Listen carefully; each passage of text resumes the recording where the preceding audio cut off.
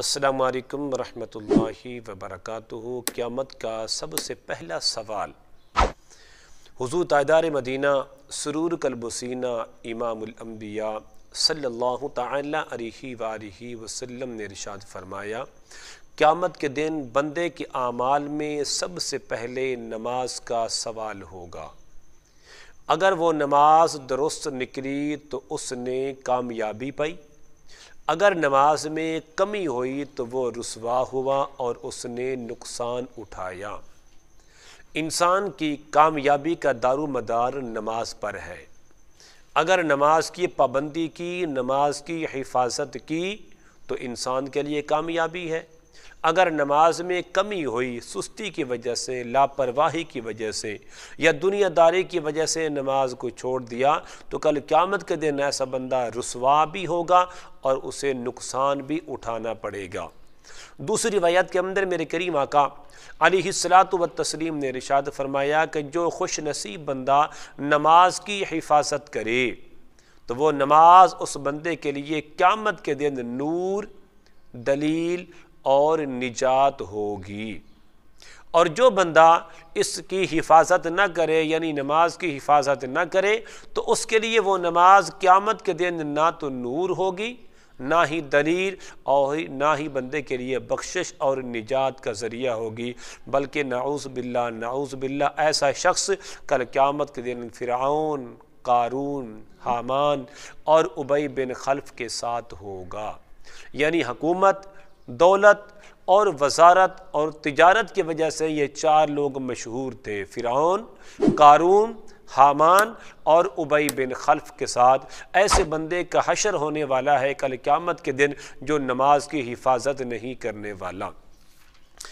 حضور تاجدار مدینہ سرور قلب و سینہ امام الانبیاء صلی اللہ علیہ وسلم نے ارشاد فرمایا کہ جو خوش نصیب بندہ اچھی طرح وضو کرے جیسا کہ وضو کرنے کا حق ہے، یعنی وضو کی فرائض اور اس کی سنتوں کا خیال کرتے ہوئے، پھر وہ نماز کے لیے کھڑا ہو تو نماز پڑھے تو اس نماز کے رکوع، سجود اور قرات یعنی تلاوت کو مکمل کرے تو نماز کہتی ہے اللہ تعالیٰ تیری حفاظت کرے جس طرح تو نے میری حفاظت کی۔ سبحان اللہ، یہ نماز بھی دعا کرتی ہے۔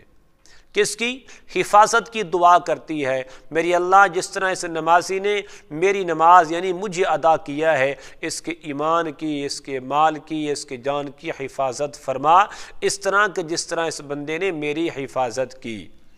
پھر اس نماز کو آسمان کی طرف اس طرح پہنچایا جاتا ہے تو اس بندے کے لیے چمک اور نور ہوتی ہے، روشنی اور نور کا ذریعہ ہوتی ہے۔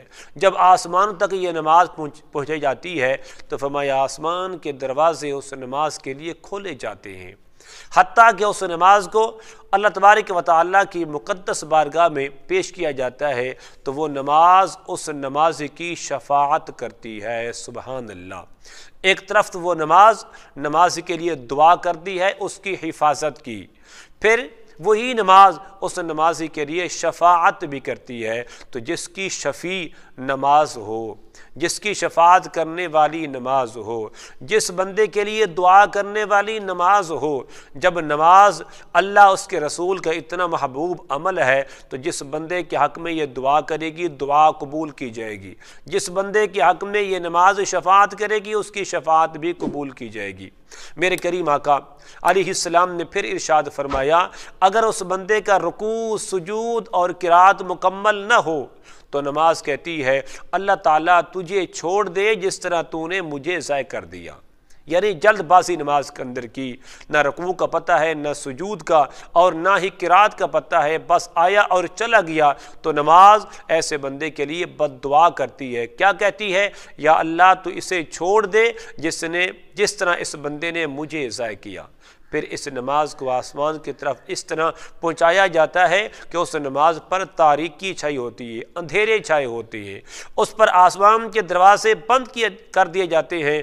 پھر اس نماز کو پرانے کپڑے کی طرح لپیٹ کر اس نمازی کے منہ پر مارا جاتا ہے۔ یہ اس بات کی دلیل ہے کہ تیری نماز قابل قبول نہیں ہوئی، تیری عبادت کسی کام کی نہیں ہے، کیونکہ نماز کے اندر رکوع کرنا یہ فرض ہے، نماز کے اندر سجدے کرنا یہ فرض ہے، نماز کے اندر تلاوت کرنا یہ فرض ہے۔